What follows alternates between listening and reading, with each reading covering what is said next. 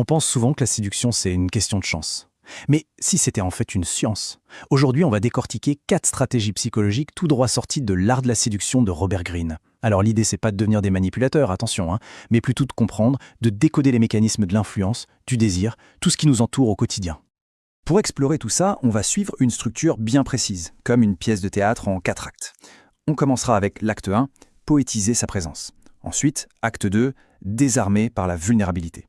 On enchaînera avec l'acte 3, créer l'illusion parfaite. Et on terminera avec le plus intense, l'acte 4, isoler la victime.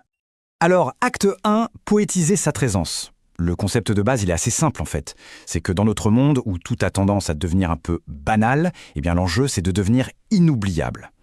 L'objectif, ce n'est pas d'être parfait, loin de là. C'est devenir une sorte d'obsession, une image qui s'incruste dans l'imagination de l'autre. Et ça, Kierkegaard l'avait déjà très bien compris, quand il disait « savoir se poétiser dans l'esprit d'une jeune fille est un art ». C'est exactement ça.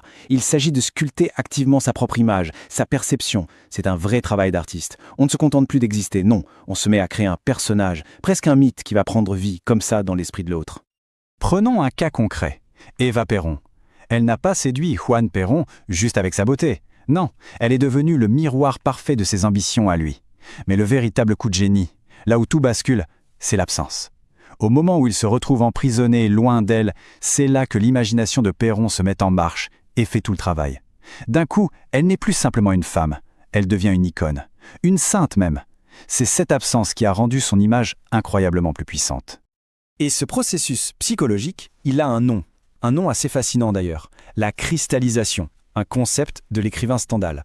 L'image qu'il utilise est géniale. Imaginez une simple branche d'arbre, toute nue. Vous la jetez dans une mine de sel. Quelque temps après, vous la ressortez et elle est complètement recouverte de cristaux. Elle brille comme si elle était faite de diamants. Eh bien, c'est exactement ce que fait notre esprit.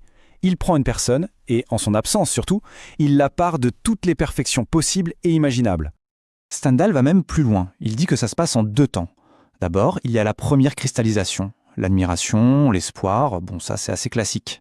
Mais le vrai déclencheur, le truc qui change tout, c'est la deuxième étape, l'arrivée du doute.